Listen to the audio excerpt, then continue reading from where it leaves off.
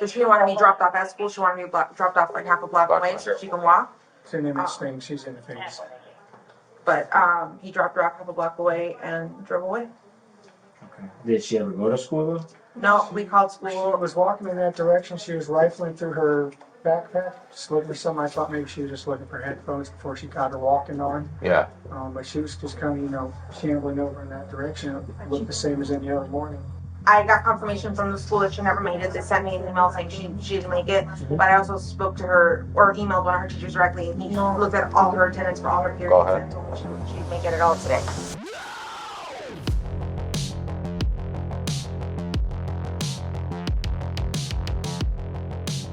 Hi my lovelies, as you all know, I am a thrifty northerner and that means that I love a bargain.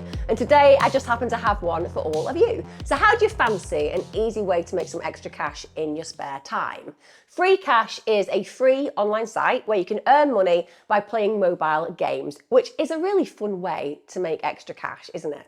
Now, before you actually start playing, you have to make sure you enable app tracking so Free Cash can reward you according to your progress. Now, this is how it works. You sign up, you choose from a variety of game offers, you play to complete them, and then you cash out your earnings. It's that simple. Free Cash has a 4.5-star rating on Trustpilot, so it really is the real deal.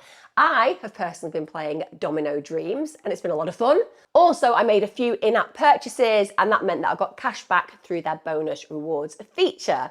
Now, when you are ready to cash out, you can do it directly to your PayPal, and the money is yours instantly. Now, if you want to try Free Cash, click the link in the description or scan the QR code on the screen to get a $5 bonus on your first offer. That's if you're in the US, Canada, UK, Australia, and also a few other countries. Enjoy. And like I said, everyone loves a bargain, particularly one that pays you free cash. Gosh, I have wanted to cover this case since I first started hearing about it, and I couldn't resist doing a deep dive on what we know so far. Obviously, I do not know what the perpetrator or indeed perpetrators are going to face in prison. I don't know, hopefully sent by the elevator immediately to a very hot fiery place for eternity, but I don't want to wait until that verdict. I really want to do a deep dive on the Madeline Soto case today because it is one of those cases that keeps giving and giving and has so many twists and turns and so much diabolical neglect as far as I'm concerned that it really does deserve attention. Now, for those of you who don't know who Maddie Soto is, she is a 13-year-old girl who disappeared, and very sadly the consequences of that disappearance resulted in it being discovered that she had been a victim of homicide. Also a victim of homicide at the hands of somebody that should have been there to protect her. Also, the level of gratuitous disgust I have about how this girl was left, as far as I'm concerned, to the wolves is almost impossible to get across. And I hope I do this case justice because Maddie Soto 100% deserves it. If you're new to my channel, thanks for joining me. I release lots of extra content on YouTube community and on my Patreon. So if you want to sign up there, you'll be getting lots of extra additional videos as well that I can't put on this channel or that I want to do differently over on those channels. And to everybody who's there supporting me, thank you so much. You are appreciated. Before I kick off with today's true crime case, my book, The Serial Killer Next Door, comes out very shortly. It's out on the 5th of September in all good bookstores. It's available in Waterstones, Independence, WH Smith, and of course online on the beast that is Amazon. You can pre-order below if you so feel that you wish to. Also, if you want to see me kicking around the country, doing my The Serial Killer Next Door show, Killer Cults, and my new one, which is beginning next year, which is Killer Couples, then also you can look on the links and find a theatre near you where I will be. Let's get on with today's true crime case. And it is one of those that you have to buckle up for if you do not know about this case at all. So let's talk about Maddie Soto, Madeline Soto. She was 13 when this happens. And what is really excruciating is that she had literally just celebrated her 13th birthday. So that was on the 25th of the 2nd, 2024. So basically a few months ago, she was turning 13. Now, for a lot of kids out there, 13 is symbolic of something enormous.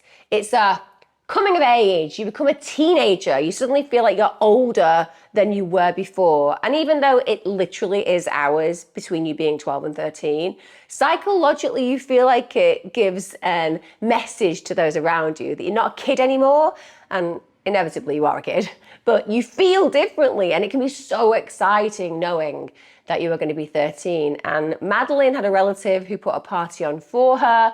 It's really intriguing and also slightly disturbing to me that for her 13th birthday, lots of wider family came to celebrate with her, but her own mother, Jen Soto, did not. Now, everyone can say, well, you know what, work schedules are work schedules. And at the end of the day, people have got to make money. They've got to be able to bring in the economy so that the family can eat. And I get it.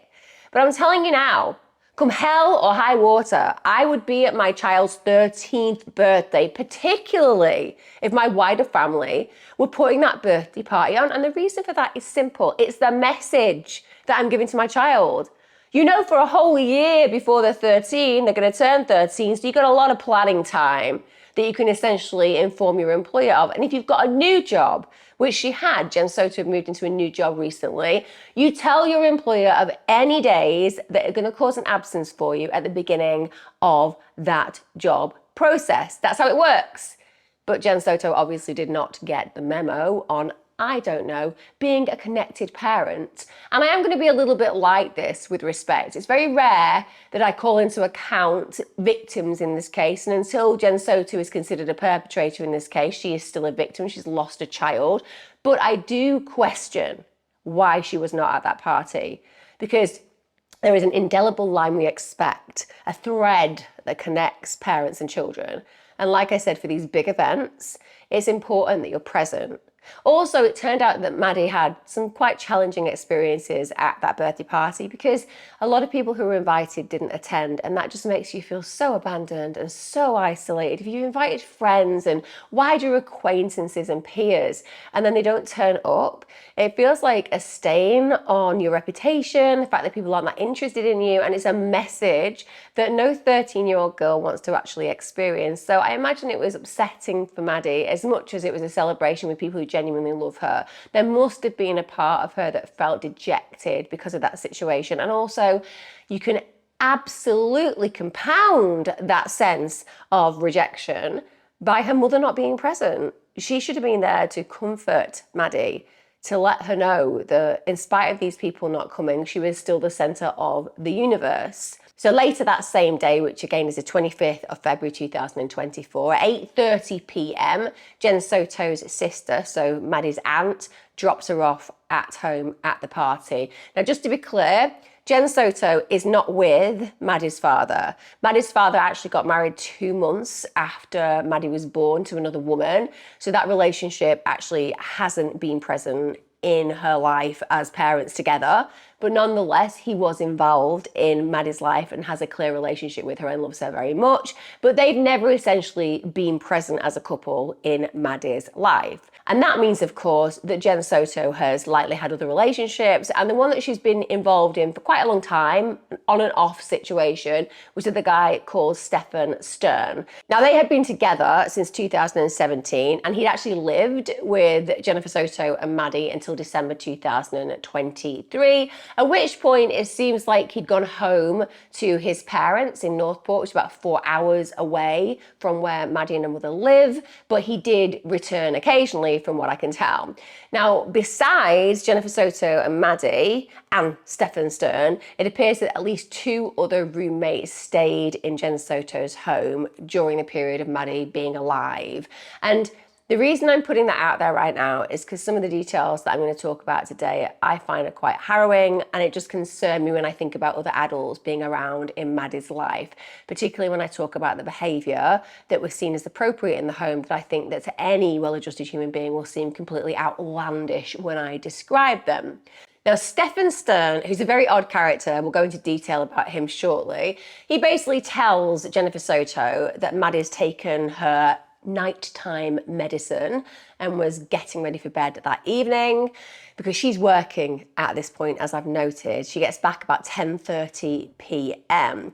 Now, at 11 p.m, she basically says to Stephan Sterns that she needs to get a rest, she needs to sleep, she suffers from anxiety. So she tells Stephan, a man who is not biologically related to Maddie, to go and sleep upstairs with Maddie while she sleeps downstairs. Now, I appreciate we have step relationships in families, and there are parents who've been with a child since day dot, and that child looks at them as their mother or their father. And I also appreciate co-sleeping. Lots of people co-sleep. I co-sleep with my own daughter and my husband because she is an infant of 1 year old. I get that it can be a really powerfully growing experience and bonding experience for people to do so. But this is a whole different world.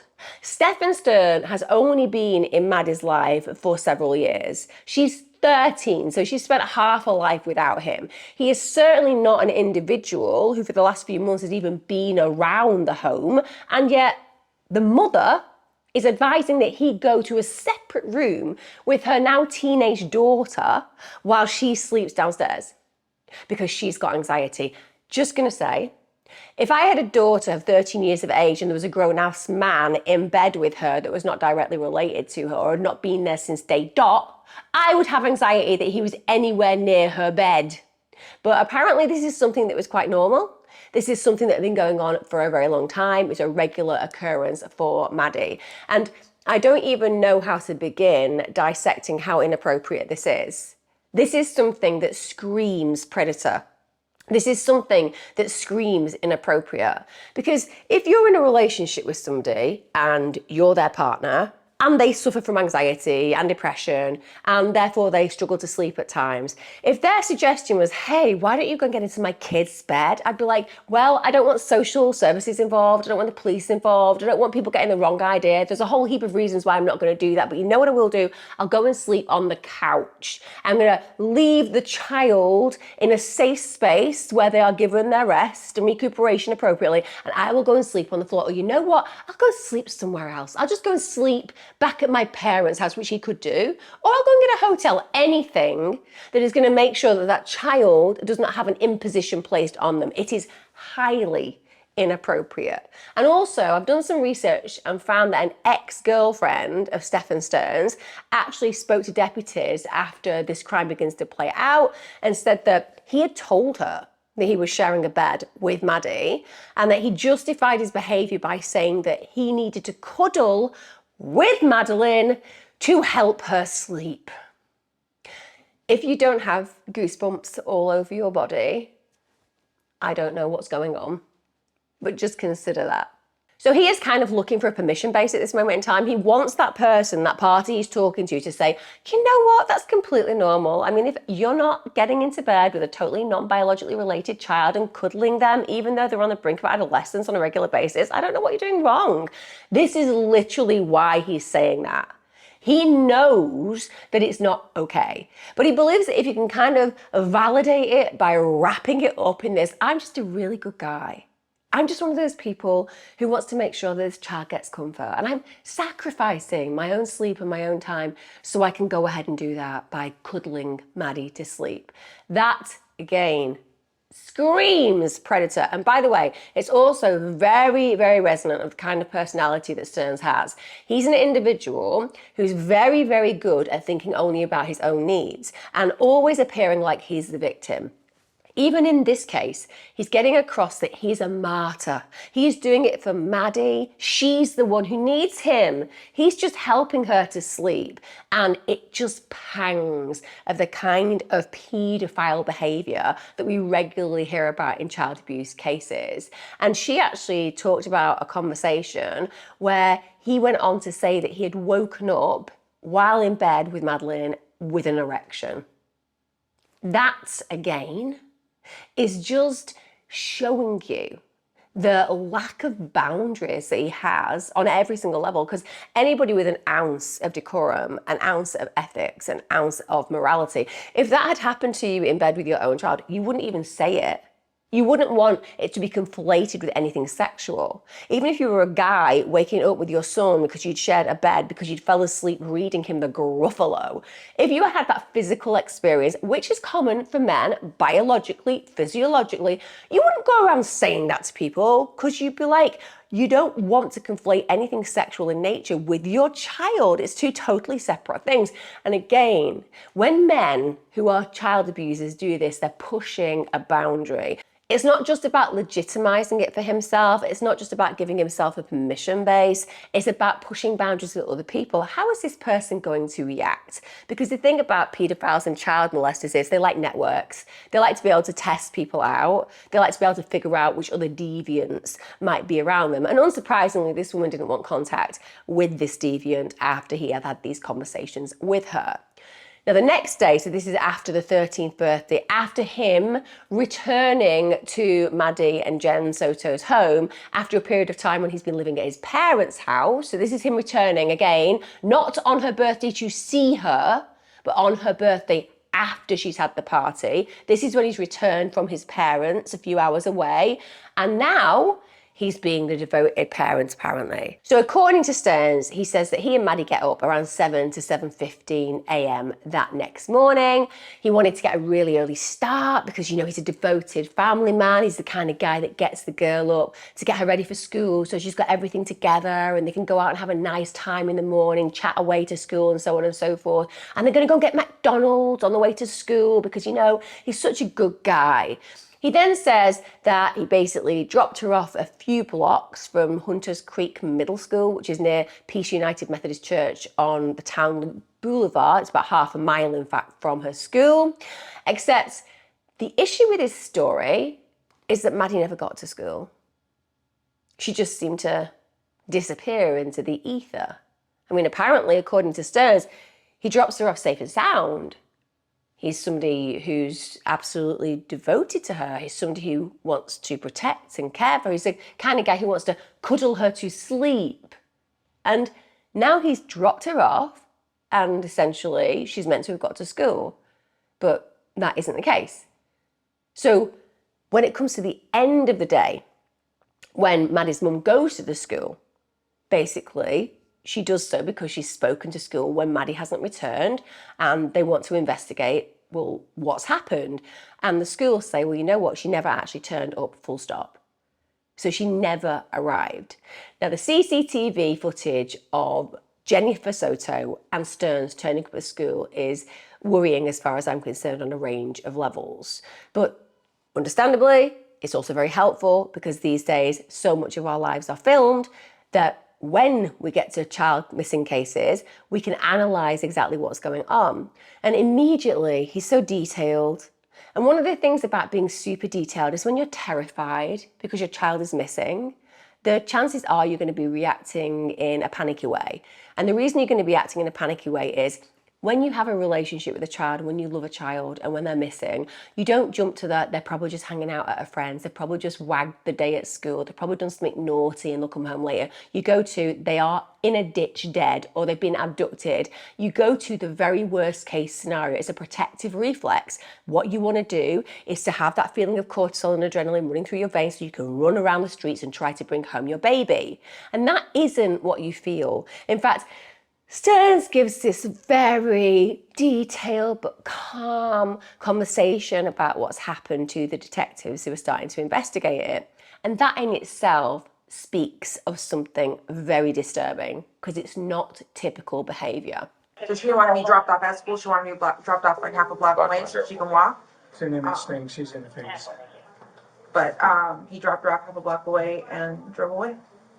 Okay. Did she ever go to school though? No, we called She school. was walking in that direction, she was rifling through her backpack, just looking for something. I thought maybe she was just looking for headphones before she got her walking on. Yeah. But she was just kind of, you know, shambling over in that direction. It looked the same as any other morning. I got confirmation from the school that she never made it. They sent me an email saying she didn't make it. But I also spoke to her or emailed one of her teachers directly, and he looked at all her attendance for all her periods and told me she'd make it at all today. And when was the last time you seen her? Do you know around what time? Around 8:30, 8:40 when we dropped her off. How tall is she? 5'1". Yeah. Weight? 110 pounds. About 110, 120. Hair color, Blonde. Blonde, like a dirty blonde. like a dirty blonde. Okay. Eye color. Blue. Does she have any markings on her, like any scars or anything There's like that a distinctive beauty mark on her face on her here. face? On the face, like below the nose or near the nose. Yeah, like right in that area there. It's very distinctive. You'd know it if you saw it. Big. Any other scars or anything like that? Would you know? Scars? No. No. Tattoo. Tattoos, anything? No. You'd be surprised. Did you put out the description? I put the top part out. I didn't get the rest of that stuff here, so you put it out. Now, when they start to ask him to go through what happened, he said that he dropped Maddie off, apparently near school, but it's actually nowhere near school, really. There is no reason why she would be dropped where she was dropped. But he says, yeah, you know what, it might seem a little bit strange, but at the end of the day, Maddie didn't like being seen in my car. I've got this old silver Lincoln car, and she kind of feels it's a little bit unattractive to end up in school being dropped off in this particular vehicle.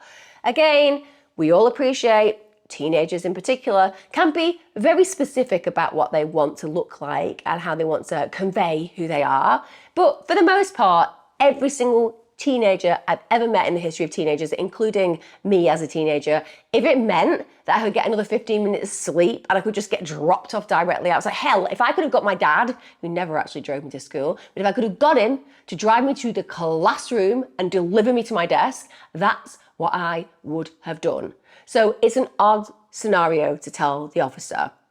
And when you look at the way he describes his movements, again, he's very descriptive, but to some degree, it just doesn't speak of somebody who's panicking. And apparently, during this trip to school, she turns McDonald's down twice. She turns McDonald's down? Like, even if you're not hungry as a young person, some adult offers you a free McDonald's, you're gonna be like, hell, I'll put it in my bag and I'll save it for later. So they don't stop to buy the McDonald's.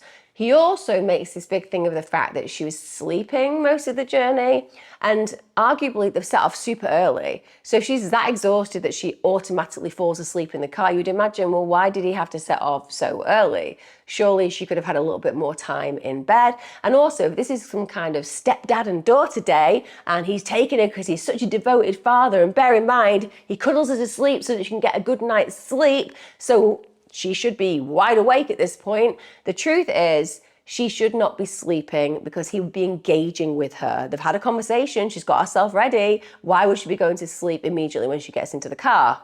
He then said that she gets out of the car when he drops her off safely.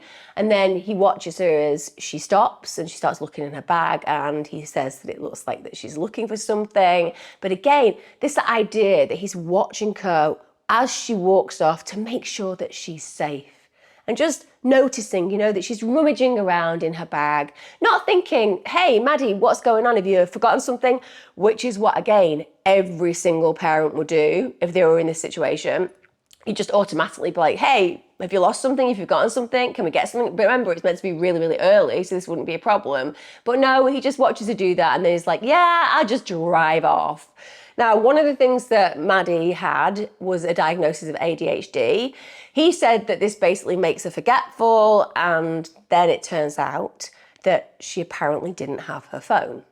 So his argument in that situation is that she was probably rummaging around in the bag for a phone.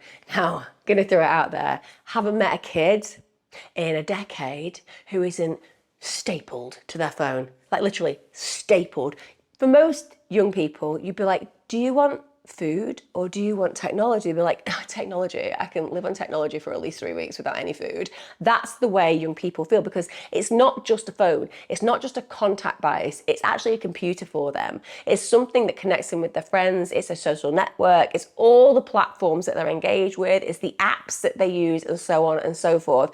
So the idea that she would just forget her phone with ADHD or otherwise just doesn't ring true. Because like I said, young people check immediately to note that they have the technology with them. And also, it turns out in that backpack that she'd be carrying would be her laptop. So the school gave them basically a piece of technology they could use to do their work on. She had that with her. So she's organised enough apparently to carry that, but she isn't organised enough to actually have her phone. But again, he's very dismissive, and it's that sense of, oh, you know, it's just the way that Maddie is. Again, this thread of connection, there's something good about our relationship. We get on really, really well with each other. And yet, equally, I just drove off when I saw her searching through her bag, albeit that I know she's forgetful, and it could be that she's left something important at home, even though I've got loads of time. Now, friends and teachers who know Maddie Soto, they're really shocked that she's just disappeared. They said that she was a really sweet girl. She was somebody who was known to suffer from anxiety, and they just couldn't from the get-go believe for one moment that she'd run away. They said that she had no issues with anyone. Now, one friend apparently mentioned that Madeline's menstrual cycle was late. Now, that in itself makes me afraid, because I think to myself, a friend saying that this is a situation that's been arisen, that could suggest that Maddie has been concerned about what's going on for her. Also, with missed menstrual cycles, we often look at potential sexual abuse, because clearly as a very young girl, it's highly unlikely she's having any kind of consensual sex. So that is a concerning factor in this case, right from the get-go. Sterns absolutely tries to appear like a deeply concerned stepdad. He goes on about how close they are. And of course, he can't help but tell the investigator who's questioning about what's happened and where Maddie's last movements were, that one of the things that happened was the interaction as she got out of the car. She basically told him that she loved him, and he said that he loved her. And again, off they part ways with this all but perfect relationship as they leave one another behind. Sadly, as far as Maddie is concerned, leaving him behind for the very last time, because something terrible is going to happen to her. But this is the picture being painted. So what Sterns does during these conversations with the investigators is really try to affirm this really loving stepfather's actions, that he's somebody who just has the best interests of Maddie at heart, that she is his person. She is one of those people that just looks to him for advice and guidance. You know, basically the only thing that is missing during the conversations with him and investigators is a halo. Just like a halo, not a real one. He'd have to go out and buy like some kind of attached halo, because he's not going to get one from anywhere else. But that's what he's just missing, just to like have a little press button and just light up his own halo whenever he talks about his relationship with Maddie. You know, he was her person. He describes himself as her person. Like, he's a knight in shining armor. He's an individual who's her first port of call. If she's got a problem, it's him that she's going to go to. This is the picture that he's painting. But in spite of that, like I said, from the very get-go, investigators are looking at him. He's in the direct line of fire. There is just something that is speaking to their intuition that makes him stand out as a potential suspect, and it's going to get worse for him. And the reason for that is, as we know, the way that the world works today is technology-based. You have a phone. Your phone is basically Big Brother watching you. We can all think that it's there for our benefit, and indeed, it is. But nonetheless, it's also a tracker. It lets people know what we've been doing, when we've been doing it. It even lets people know what we've been searching. If they subpoena your phone, if they get any access to it, they're going to find out everything about who you are. From your last searches to the photos you took 10 years ago, they have access to everything. And one of the things that it's going to do is going to track your movements. And a big problem is if you are saying that one of the things that went wrong on that morning is that Maddie didn't have her phone with her, and then you're suggesting that you didn't have yours either. It's a little bit coincidental when he's being asked about what had happened to kind of suggest, oh, well, you know, I didn't have my phone either, because it's a tracker, isn't it? So if you want to avoid people knowing what you were doing and your movements, well, it can be very convenient saying, well, it was left at home, so you wouldn't be able to track my movements using this anyway. Because believe me, from the get-go, Sterns believes that he can spin a yarn and people are going to believe it. Now, the officers start to dig deep into Sterns' movements, and literally everything very quickly starts to fall apart.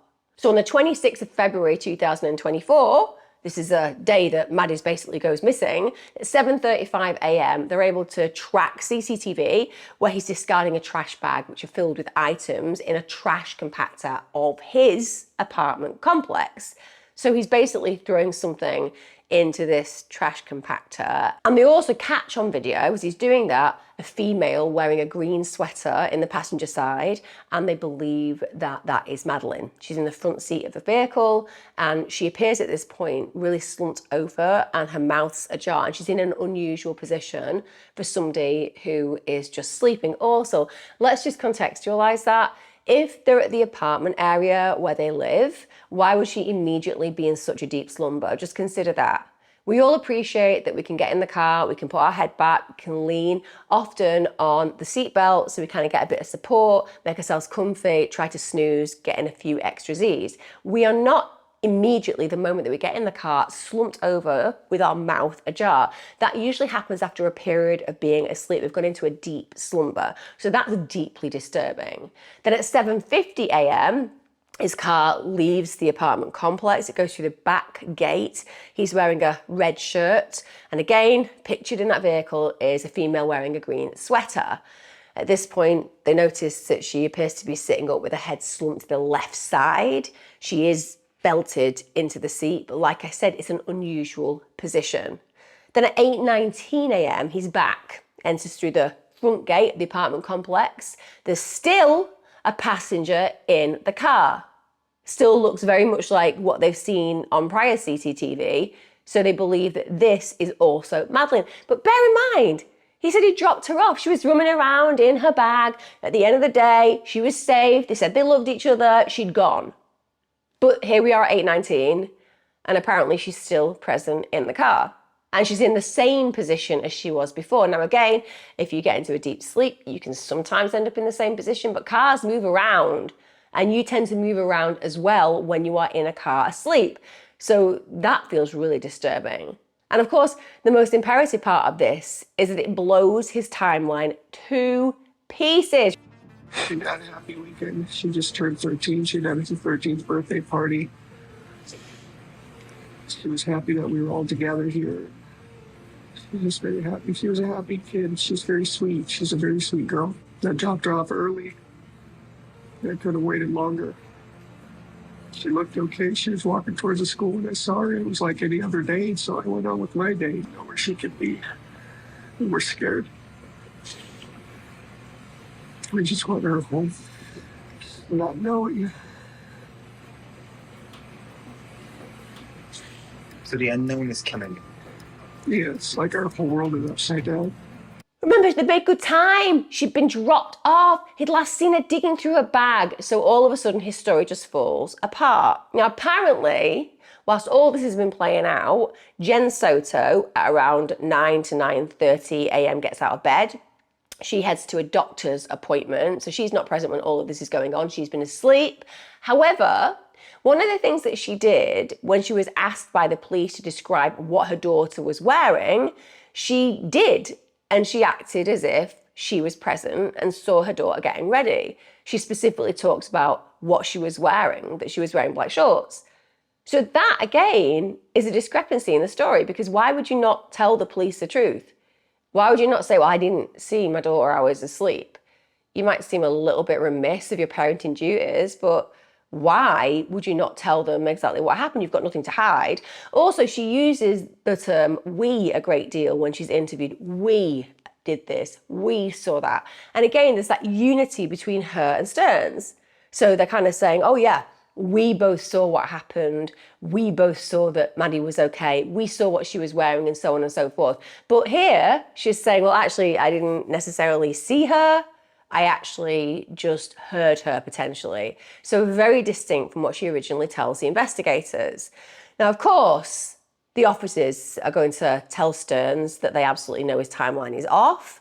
And when he has that information and he's actually told, listen, it isn't adding up. You weren't where you said you were going to go. You didn't follow the route you said you had. And the time itself doesn't make sense. As opposed to being like, really? What? That doesn't make any sense. I definitely did that. And look, we all make mistakes. Nobody's great on time. I'm the kind of person who would really struggle to put a timeline together. But he's really detailed when he initially talks to the police about it. This is not somebody who's sitting there like I would be going, I literally don't even know what day it is now. Is it 3 o'clock in the afternoon? is at 7 a.m. in the morning. Some of us, like me, are highly problematic around time and memory in those kind of orders, the dyslexic brain in my case. But he doesn't have a problem. He's been absolutely fluent. He's not just detailed where he went, the times he went, where he dropped her off, the route he took. He's not just gone on about what she wore, their conversations, how she was feeling, and the loving relationship that they had as she said goodbye and he said goodbye, with their last words being, I love you. No, he's been able to fluently get that across. And then when he's confronted by these discrepancies, he just goes, okay. So he hasn't even formulated at that point another counter to this situation, a lie. So he's thinking on his feet. He's not denying it because clearly they've got the information. So on a psychological level, he recognizes he's got to come up with something and he's trying to think about plausibility. How is he now going to entertain the fact that what he said was wrong? And so instead he says, oh, yeah, actually, you know what? And I remember I forgot something. I forgot my clicker. So then I drove back to the apartment to collect it. Now, I don't know about you. If your much loved stepdaughter had disappeared, you are going to know exactly what you had done in the last 24 hours. We're not asking about 4 weeks ago. We're asking about your movements in the last 24 hours, of which he had been very forthcoming. And yet, in spite of this being so powerfully important, in spite of this timeline being crucial, so they figure out the last movements of Maddie, now a whole new layer has been introduced. So he didn't drop her off at that time. His last image, therefore, likely wasn't her rummaging around in the backpack. And they didn't make good time because clearly they've had to rush back to the apartment and so on and so forth. But he immediately comes up with this idea that, well, okay, now you've told me, that makes sense, but you know, my head's a bit of a mess and it's just one of those things that I forgot this crucial piece of information. It's absolutely galling that he is doing this. And again, it just adds fuel to the fire where suspicion is concerned. And let's just talk about Stephan Sterns for a moment, because this guy is a very strange person. It's the only way I can describe it. He's a very odd man. And I've listened to some interviews by people who grew up with him, and to say he has some very questionable and concerning behaviors is the understatement of the century. So for example, when he gets to, shall we say, early onset adolescence, he decides that, you know what would be a nice pastime?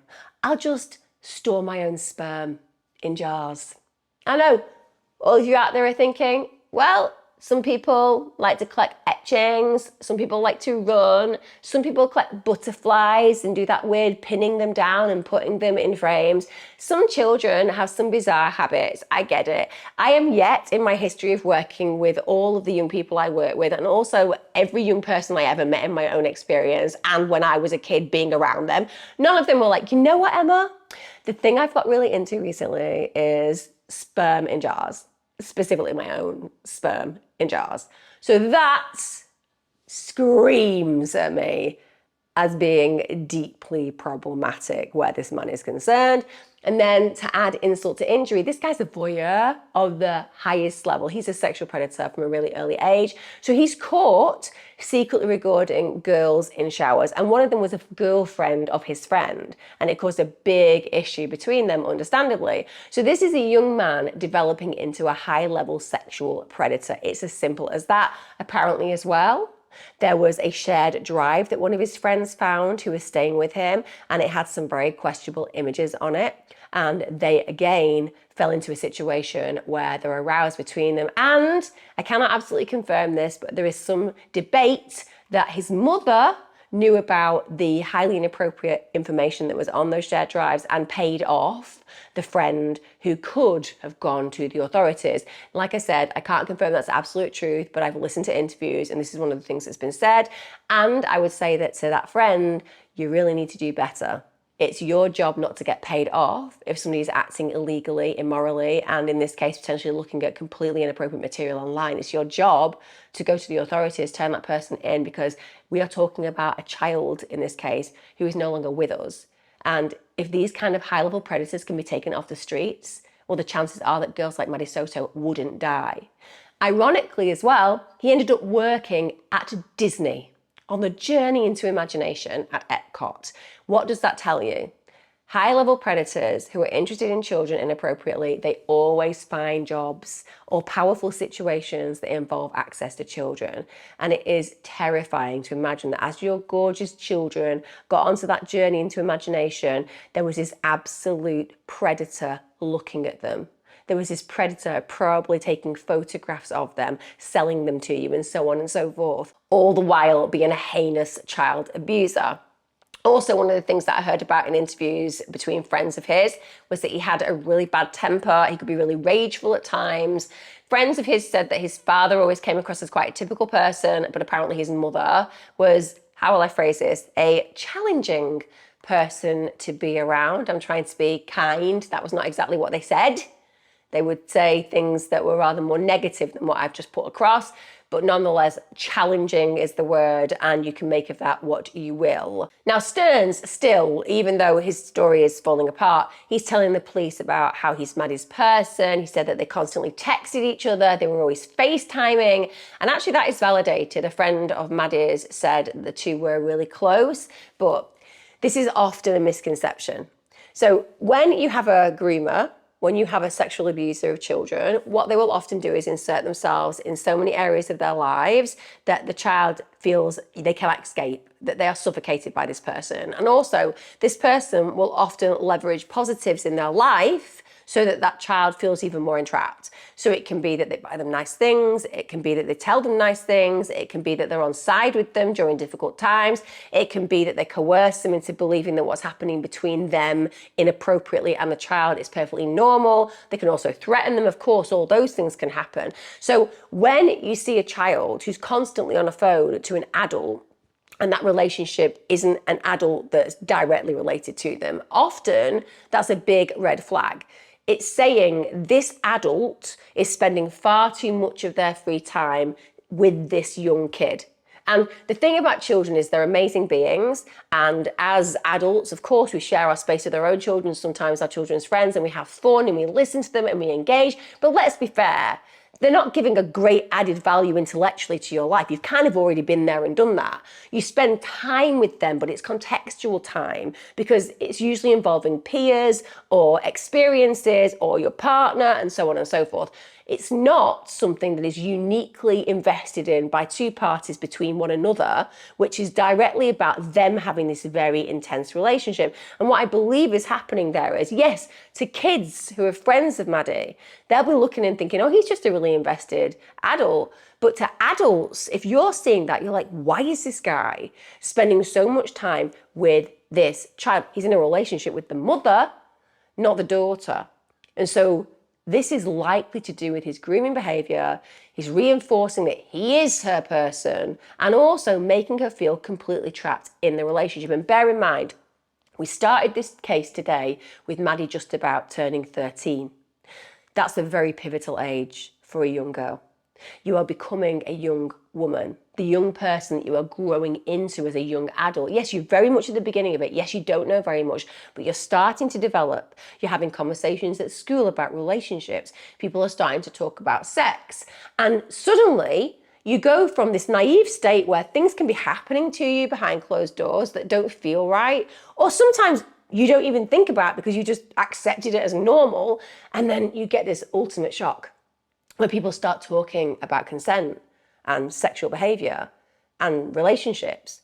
And you're like, oh my God, this man, he's doing those things to me behind closed doors. So what groomers tend to do is as children are getting to these ages where there are these conflicts, where they're occurring more and more, and that person might start to lose control of the child they're abusing, they really up the ante on the relationship because they know that they're in danger to some degree. And I have no doubt whatsoever that Maddie Soto was starting to come to terms with the fact that she was being abused by this man. And it was probably deeply conflictual for her, and she was somewhere between that sense of personal acceptance that she's a victim and a fear of betraying a man that has built so many pictures in her head about their relationship.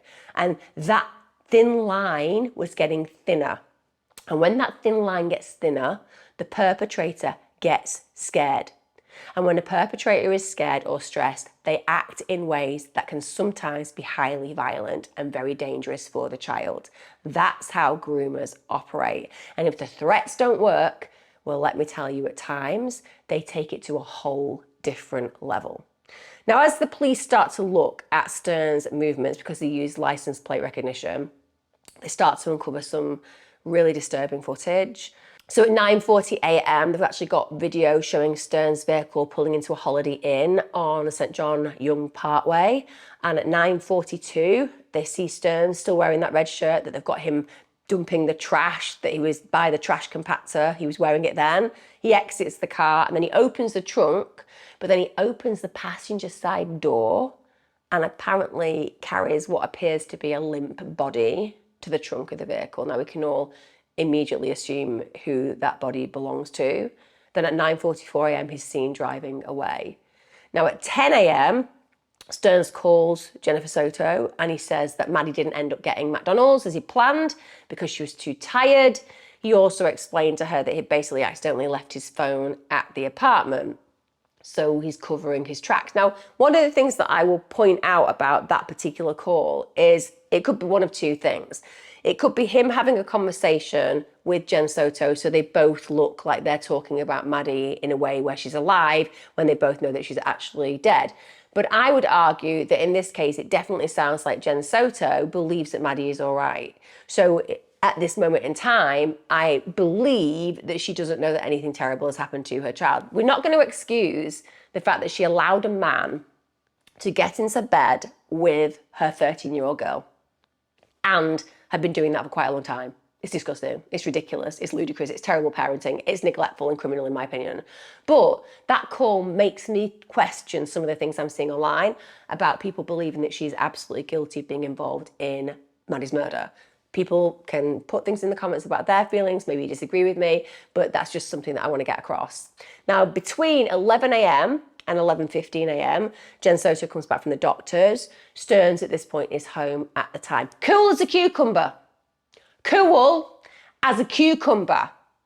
This guy has got the emotional depth of a small, drizzly puddle. I swear to you. This man has no emotional cogency, apart from victim state, which we'll talk about later on. But imagine having done something terrible to a child. Imagine having done that on their 13th birthday, potentially, or just after. Imagine having taken a child's body and done something awful with it, and then you're just at home, cool as a cucumber, to meet the mother of that now deceased child. What does that tell you about the sociopathic, psychopathic tendency of this human being? Now, at 1:20 p.m. that same day, he's actually seen changing a tyre on Old Hickory Tree Road. The timeline also shows that at 4:30 p.m, Jen Soto goes to pick up Maddie from Hunters Creek Middle School, and of course, as we know, finds out that Maddie didn't attend any classes that day. Then at 4:35 p.m, multiple cameras capture what's believed to be Sterns arriving to the complex trash compactor in the silver Lincoln sedan. Now, according to documents, he removes a tyre or what appears to be the tread of a tyre and then tosses it into the compactor because obviously, as we know, he blew a tyre. Now, by that late afternoon, the police are not buying any of Stephan Sterns' story, even though he's been telling everybody what a great father he is, even though he's been telling people that she was safe. At the end of the day, very quickly, they're saying none of this adds up. We've seen what you said initially. We've looked at the timeline, we've got the CCTV and the license plate recognition, and it does not make sense. So he's interviewed, and at this point he's asked for his phone. Now, you can imagine, can't you? It is pretty intense when police officers ask you to hand over your technology, because I don't know about you, me and my sister have got some very questionable texts between one another about my mother. We love her very dearly, but you know, we like to have a little bit of fun sometimes. Bit macabre at times, just the way that we are. Wouldn't want it read out cold in court. It's just humour, right? So even me, and I have very limited stuff I would be fearful of on my phone, bar those daft conversations that I have, which might paint me in a bad picture if you did read it in a very cold way, as if it was very serious as opposed to sarcastic. But for the most part, if a police officer today asked me to hand over my phone, I would still feel weird about it, because I'd be like, gosh, I do search some pretty strange things because of my channels and so on and so forth. And you just feel like, oh, have I done something wrong? And most of us just have that automatic sense of guilt whenever we're talking to a police officer when we're completely innocent. We're just like, maybe they will find something that I didn't even know about myself. Maybe somebody else has been on my phone. You know, all those things go through your head. So I totally understand why Sterns is reluctant about giving consent to search his phone. But when you are guilty of something, you have a very fine line to walk psychologically.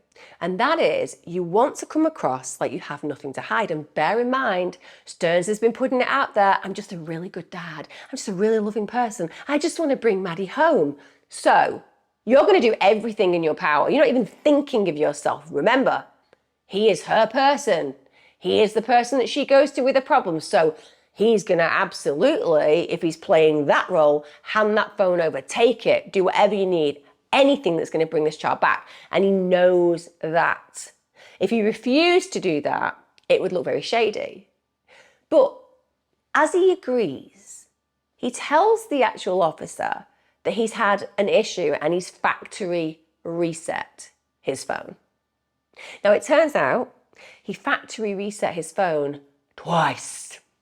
Now, I'm sure a lot of you out there have factory reset your phones. It's happened a couple of times in my life where I have done that, but I've never done it twice by mistake. There's quite a few things to go through to actually factory reset your phone, not once, but twice. So automatically, we're drawn into a man who's trying to cover his tracks. And you can imagine, can't you, how the officers are thinking about this in that moment in time. They're thinking, he's factory reset his phone? How convenient that as this child he was last seen with has disappeared, and as his timeline just crumbles ultimately, now he's got a problem with the very thing that essentially could at least indicate that he's an innocent party in this, and of course could certainly cement that he was a guilty party in this. And it's just been miraculously wiped clean. Well, that's what he thinks. It always blows my mind that perpetrators in cases like this still believe that if you factory reset or wipe your phone, that the police and investigators are not going to be able to get the material back.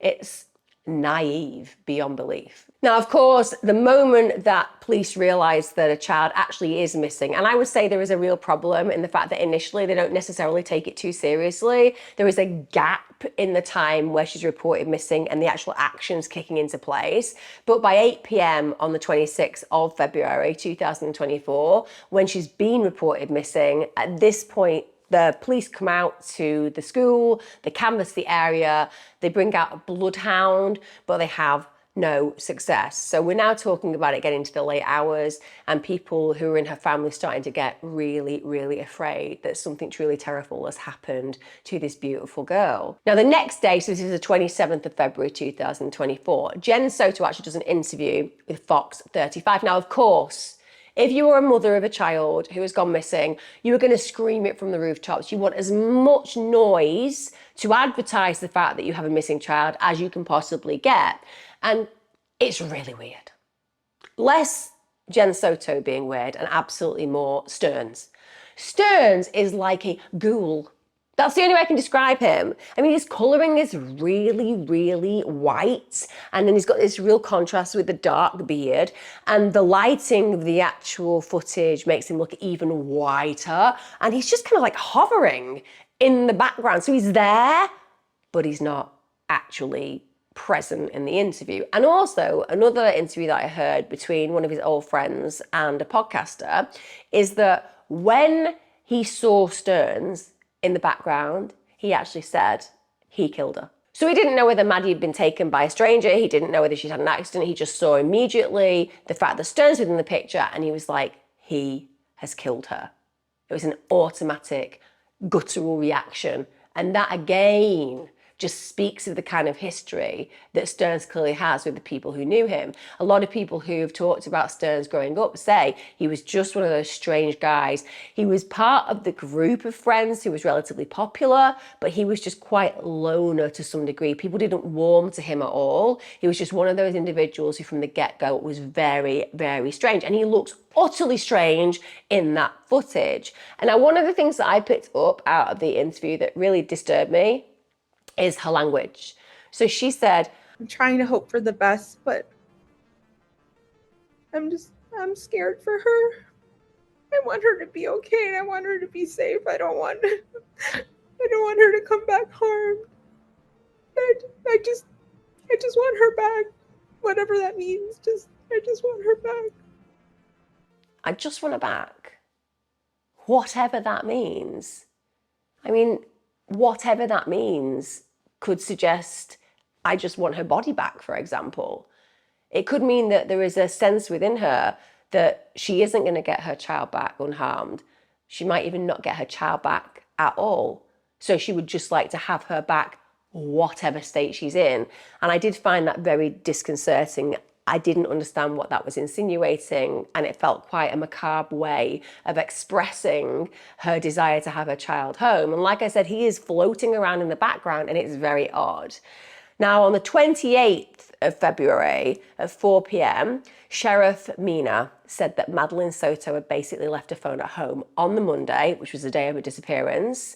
But when deputies searched the phone, they actually recognised that doing that breakdown from what she'd been talking about on her phone to her friends was disturbing. So she'd actually told one of her friends that she wanted to live in the woods after her 13th birthday. Now, this actually triggered a search in the woods behind Hunters Creek Middle School, because they obviously were thinking to themselves, well, maybe she has ran away, maybe she has gone to live in the woods. But what does that tell you? Now, we're all dramatic when we're young people. I appreciate that. We've probably texted things to our friends, even adults, that is a little bit dramatic. But the fact that she's saying that she wants to go and live in the woods, in fact, that reminds me of Eileen Werner's story. You know, she had to go and live in the woods because she was so dejected and so abused and so abandoned by her family and her community, and that's where she ended up. But this idea that this little girl who's just 13 is thinking it would be better for me if I went and lived in the woods, it means that all is not good at home. There is obviously something really seriously amiss in the household. Now, bear in mind, whilst this is all happening, whilst they're finding out this information off Maddie's phone, they also have Stephan Sterns. And wow, it is revealing. And at this point, an emergency arrest warrant is issued for Stephan Sterns, and for very good reason. So this is the same day. This is still the 28th of February. It's 9:52 p.m. and they arrest him. And they arrest him not on the disappearance of Maddie, not on the murder of Maddie, but actually they arrest him on other charges. He's named prime suspect in the Madeline Soto case, and the state's attorney's office actually filed 60 criminal charges against Stephan Sterns, and that's because of the images and videos that they found on Stephan Sterns' phone, because he has been sexually violating and molesting this little girl for years. Some of the time in the pictures it's clear that she's asleep, probably drugged up on medication, and some of the time she was awake. So this poor kid was being abused by this man who apparently was her person, this man who was able to get himself into her bed on a regular occurrence, the man who was shipped off by her own mother to give her cuddles as she went to sleep. He's got them in his phone. He's been making these indecent images, storing these indecent images, and believing that somehow by wiping his phone, they're not going to be able to get these images back. But boy, do they get his images back. And a lot of people say, well, why on earth did these predators keep these messages? Why do they keep these images? Why do they keep these videos? What is it about their psyche that makes them keep this incriminating information that can be so problematic for them? It's simple. Just like serial killers keep mementos, they can't help themselves. Their sexual deviance is so deeply entrenched within their psyche that what they want to do above everything else is relive it again and again and again and again. That's why they keep them. They're not consequentially thinking about what happens in a year's time when somebody gets hold of the phone. They're thinking about the fact it belongs to them. They hoard. They can't help themselves. We see it consistently where child predators are concerned. Sometimes they disseminate it. Sometimes they've got networks where they actually send it to other not rights, other deviants. But often it's a psychological containment. This is mine. This belongs to me. And that's the problem where predators are concerned, because that's how they feel about the victim as well. That's my victim. That's mine. I own that person. They belong to me. And of course, that's okay whilst that person serves a purpose, but if they get to be problematic, well, that's when the predator and territorial mindset can say, I don't want this problem. I can get rid of this object now that I've hoarded and contained for such a long time. They're of no use to me now. They're threatening to me. But that's why these predators keep these images. Now, the investigation carried on going very quickly, just revealing more images, more videos depicting just horrible criminal acts. And the state attorney's office was sent this, and they then filed these charges. So he was charged with 8 counts of sexual battery of a child under 12, 5 counts of sexual battery with a child aged 12 to 18, 7 counts of lewd and lascivious molestation, and 40 counts of unlawful possession of materials depicting sexual performance by a child. It is the most grotesque description of what he did, isn't it? Because what we're talking about here is a child's life being decimated by a predator. Maddie had been enduring this for a long period of time, and she was enduring it in the sanctuary of her own home, in the sanctuary of her own bed, under the very nose of her mother. Now, law enforcement actually told Jen Soto that this had been happening. In fact, they said it was clear that Maddie had been sexually abused. She was just in a state of denial. They even told her that it was clear they had the evidence against Stephan Sterns, and it was very clear there was sexual engagement happening in the pictures. They also said that there was something very, very notable about Stephan Sterns, that there is something instantly recognizable about him, and the pictures demonstrate that it was him because of that. And she said that when she was shown the pictures, she didn't recognize anything at all. So even though she became apparently visibly upset after seeing the photographs, she didn't actually acknowledge, yes, this is my child. Now, bear in mind, as I said, they know it's Sterns. He had features that were apparently very recognizable, and it was clear from the footage that the images and the videos had been taken from inside Jennifer Soto's house. Yet here she is, living in a state of denial. Again, those of you who are sympathetic to her and empathetic to her will say, well, you know what?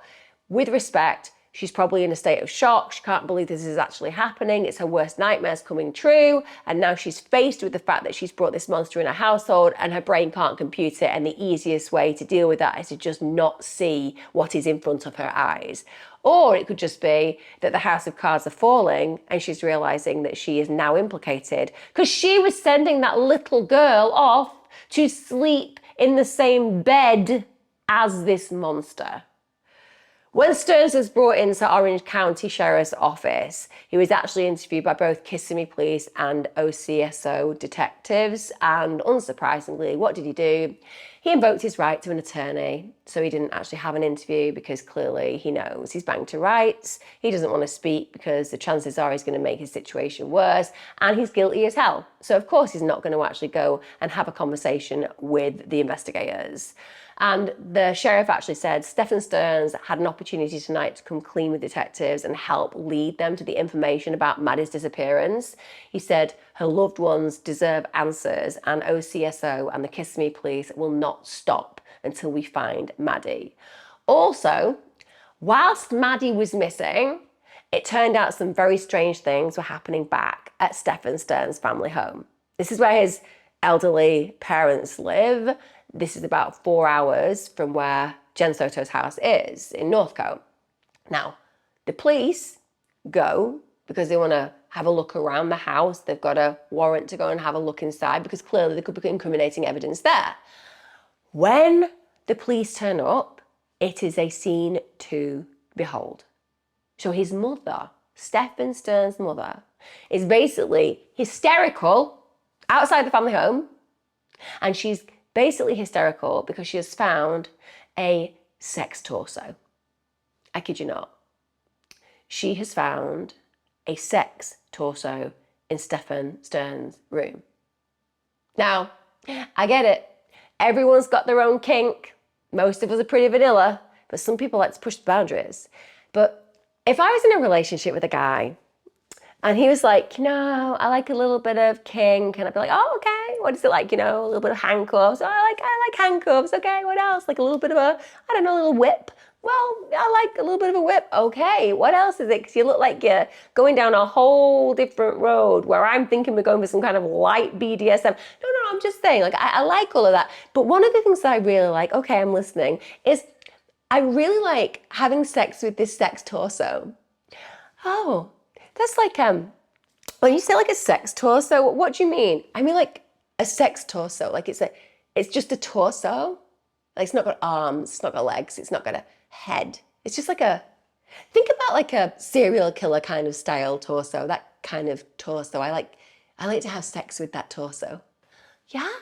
Do you know what? I just realized that, my car that's not here, I think I left it running, and I think that I left the oven on, and I just remembered that, my uncle's really ill. I'm just gonna back out slowly, looking at you directly in the eyes while you hold your sex torso and I remove myself from this situation permanently.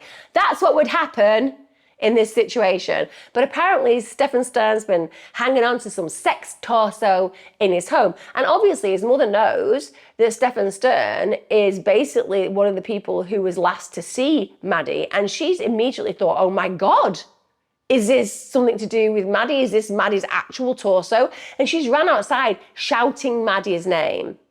Now again, everyone reacts differently under stress.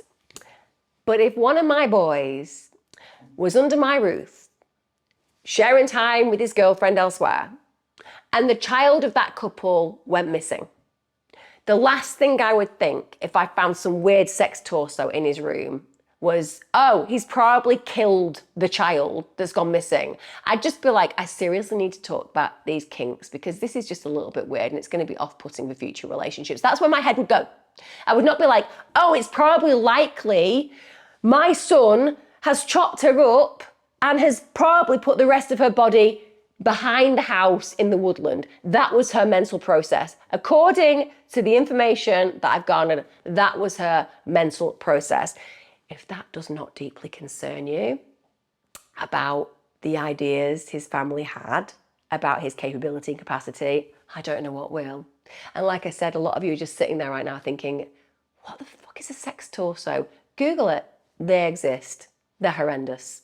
But yeah, she was found shouting Stephan's name and basically shouting Maddie's name as well. Another thing that was interesting is when the police actually spoke to his mother, because obviously she was in a state, she said that she was really concerned because she thought that he'd been in the house the night before and that he'd actually taken some money from the home, and also that her husband hadn't been present when she felt that this was all kicking off because he was meant to go and help her son find some housing because he had some kind of housing crisis. So it's a very strange situation in the home, and also with what's going on around Stephan Stern and the way that his parents are relating to him, helping him potentially to find somewhere to live. Equally, he's taking money from the house, and equally she thinks that maybe he's a massive sexual predator with a kid's torso in the bedroom. Now, some of the photos and videos that were found on Stern's cell phone, they were time-stamped back to August 2022. That means that Maddie would have been around 11 at the time that that abuse was recorded. But like I said, that doesn't mean that's when it began. It just began recording it on that device at that point. Now, sadly, we get the very worst outcome in this case. On the 1st of March, Maddie's body was discovered in between bamboo trees on a property on Hickory Tree Road. She was in a fetal position. The officers who sadly found and confirmed that it was her body found that she was wearing a green hooded sweatshirt. She was also wearing blue jeans. Her body had been partially covered by pieces of dry grass.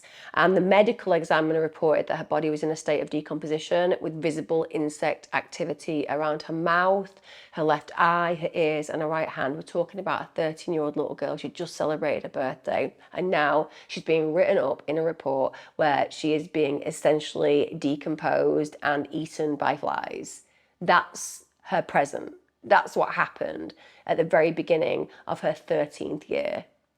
Now, the reason that her body was found was a witness had called the sheriff's office. He'd said that he'd seen a man changing a flat tyre in the area that Maddie was reported missing. And the reason that he called was because of the description of the vehicle. It was a silver Lincoln that he'd seen on TV being described, and he recognised that that was something that reflected the car that he'd seen near the property. So this is obviously where Sterns was indeed changing the tyre. So the same day that this plays out, he's transferred from Orange County Jail to the Osceola County Jail. And wow, he is somebody who just is such a victim. Because all you see in the footage as he's being transferred to, I would say, the driver being relatively empathic towards him, probably doesn't really know what this guy's been properly charged with.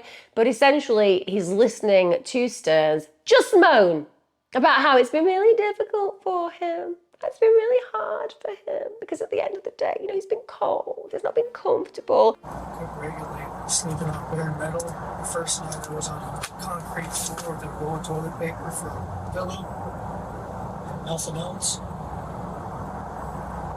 Begging for a blanket or a pad to sleep on for like 2 days. I think they were supposed to do stuff. This is a guy who genuinely, if it were possible to immediately eject to Hellfire, he would be ejected. In fact, there would be a queue of people arguing about who gets to actually push the button. Nobody would be having a problem with doing that. But no, he's so convinced that he is somehow a victim in this, in spite of what I'm telling you, that he's just moaning about how uncomfortable he was. I would say, let's just give him a brick futon and let's feed him chalk forever. That would be my suggestion. I'm not saying it's going to happen. I'm not saying it's legal. I'm not saying there won't be some kind of human rights review. I'm just saying I would go for that. Just bricks to sleep on and sandpaper for your loo roll and a bucket for a toilet, and also, with respect, just chalk to eat for eternity. Now, clearly, the worst outcome has occurred. Maddie's body's been found, and the community are absolutely blindsided. On the Friday evening of March the 1st, St. Cloud community held a vigil for Madeline Soto, and the residents went ahead up and set up a memorial near the location where her body was found. That was on the Friday evening, and the memorial was beautiful. It had flowers, rosaries, stuffed animals, and loads of the locals were just expressing heartbreak. They were saying that they couldn't believe that she'd been murdered. They were saying they didn't necessarily know her, but they were all deeply affected by her loss. One of the residents said, "I don't even know the girl. I'm getting choked up. It's just so sad that it happened. She didn't deserve that." It's a guy called Jimmy Carpenter made that quote. They lived nearby where she lived. And then a woman called Vanessa Conception said, "I feel devastated. I felt like it was something so messed up that no one should ever go through that." Now, on the 2nd of March, Sterns was a no-show in court, because clearly he's an utter coward. It's as simple as that. It does blow my mind still, and it happens in the UK as well, that these absolute predators, who are evidentially predators, they have information that clearly depicts them abusing a child that the police have, they can say, "I'm not going to turn up." Should they not be dragged into court? Where are the human rights of the child who's been murdered? Where are the human rights of the child who's been molested for years? Why does this man get to not appear in court? I find it remiss of any legal situation and service where the actual perpetrator does not have to stand in the full headlights of the law having to answer for their sins. But he doesn't go. So even though he was a no-show in court, a grand jury in Osceola County, Florida, indicted Sterns for first-degree murder in Maddie's death, along with all the separate charges I talked about earlier on. Then on Wednesday, March the 6th, the local church to Maddie hosted a service of hope and healing that was all about keeping her memory in everyone's minds, and also recognising that the loss of a child to the community is something that causes an absolute wound, and it will take a long time for them to heal. And also there is something so beautiful about the fact that these strangers on the whole to Maddie cared more about the man who was meant to protect her, the man who claimed to love her. I would say that none of the family actually went, and I guess that the wider family who loved Maddie were probably dealing with the pain and shock and trauma. But I find it really strange that Jen Soto didn't turn up to some of these things. Arguably, it's probably because people are blaming her for being part of the problem that led to her daughter's death. But that hope and healing community service was all about just trying to remind the community that when these things happen, the only way that you can act is to pull together as a group as opposed to divide. And the actual person holding the service, a guy called Pastor Jim Ballou, said, "There are times where words just feel so inadequate. Sometimes our tears are all that we have." And that church was only 7 minutes away from where the middle school was that Maddie went to. So it's very local to them. Now, even though the family didn't actually go to that church service, apparently the wider family did give the church their blessing to host the memorial. But like I said, they weren't in attendance. Now, on March the 12th, a really positive change has occurred in Orange County. The public schools have announced that they're going to change the absence alert policy in the wake of Madeline going missing. They've actually said they're going to make changes to when and how it alerts parents when a student's absent from school. Superintendent Maria Vasquez revealed that they were going to make sure that parents now know in the morning that their child's missed school or they didn't show up to school. Because currently, the district only notifies parents via an automated phone call or text message after the student misses more than half of the school day. And then that's usually sent towards the end of the school day. Whereas now they're going to change that to make damn sure that you are aware if your child has not been a show up to school. And that's powerfully important because if you think about the first hour of somebody going missing, that can be powerful in bringing them home safe. After 4 hours, you've got way less chance of somebody coming home alive. And after 24 hours, well, you really are lucky if a person returns home at all in cases like this. Now, Kissimmee Police Chief Betty Holland has actually told the media that Sterns, who has, as I've said, been in jail since February the 28th, he has invoked his right to counsel. He hasn't cooperated at all with the investigation. And police said that they'd interviewed the teen's mother, Jennifer Soto. She had been fully cooperating with the investigation. And in fact, she said, "Everyone that was close to Madeline is considered a suspect until we have proven otherwise." And she said, "No one is not cooperating other than Sterns." And we can't forget Tyler Wallace, Maddie Soto's biological father. The minute he found out that she was missing, he drove 14 hours to get involved with the search. And it's clear that he was somebody who wanted an active part in his daughter's life. He said that he was horrified by the fact that he'd been absolutely coerced by Sterns because he said, "I didn't really have any relationship with him, but he seemed like a warm, interested person." So he was somebody who he didn't have a fear of. And when he was asked about what he thought of Sterns, he said, "I don't want to say that on camera. I can't communicate to you. Every father knows what I'm thinking right now." And what he's saying is, I want to kill him. Let's be honest. He's got the good grace not to say that in the mainstream news, but that's what he's thinking. And I think that every single one of you watching this right now will completely empathize with his feelings. Now, there have been emails between Sterns and his own mother since he has been arrested and incarcerated, and she's annoyed. She feels that he is somehow less responsible than he clearly is, and that arguably Jen Soto should be in the line of fire. She believes that she is complicit in it, she has a big part to play in it, and the reason that Maddie is dead is because of her actions, not his. I would say this sounds very much like a mother trying to minimize the actions of her son. And when we create narcissistic sociopaths, well, it's our responsibility to bring children up understanding consequences and not always being able to just get away with things because, I don't know, you're paying off friends who've got very questionable evidence against them.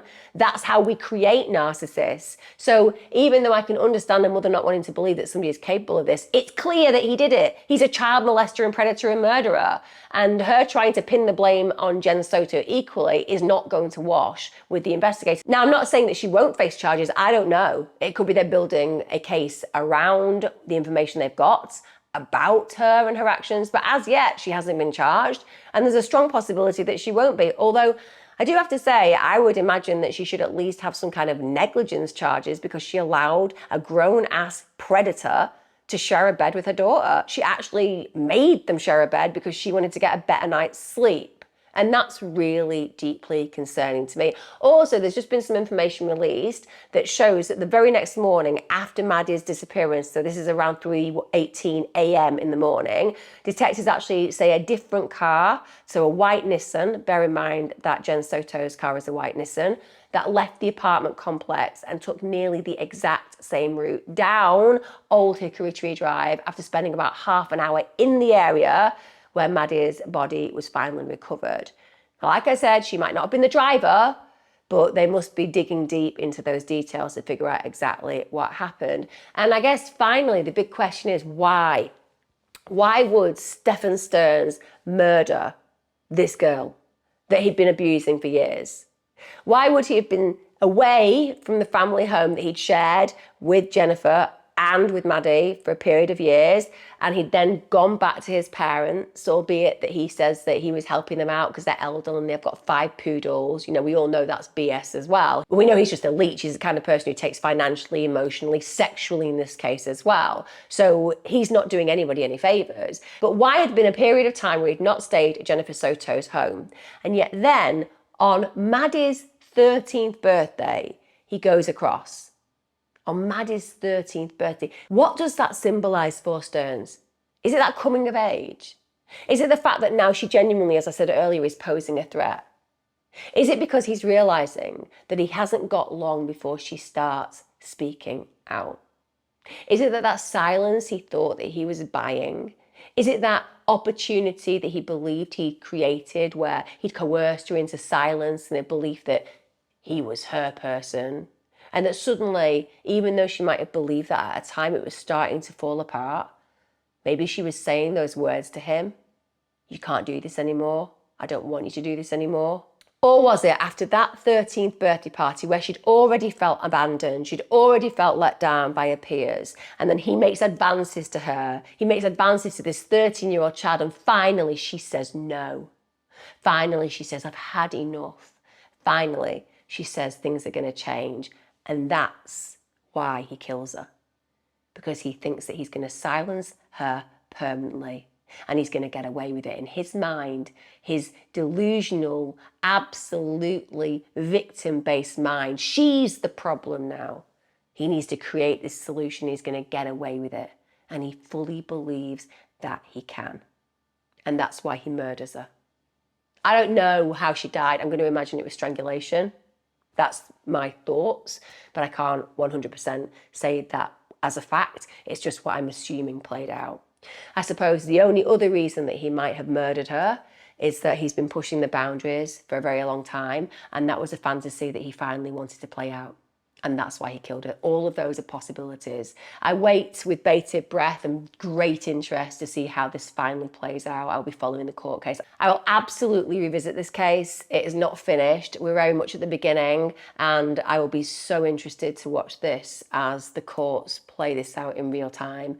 And hopefully this man will be in prison for the rest of his natural life, or may indeed be put to death.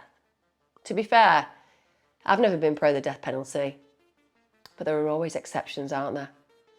Let me know your thoughts in the comments below. Take care, guys, and as ever, make sure you hold your children just that little bit tighter this evening before they go to sleep. Make sure that you remind them that you genuinely do love them with that authentic and transparent and good love, and know that that is why you are a good human being and a good parent, and why people like him would never deserve the title stepdad. He is nothing but a deviant predator, and I hope he burns in hell. Let me know your thoughts in the comments below. I'll see you again next time, guys. Take care.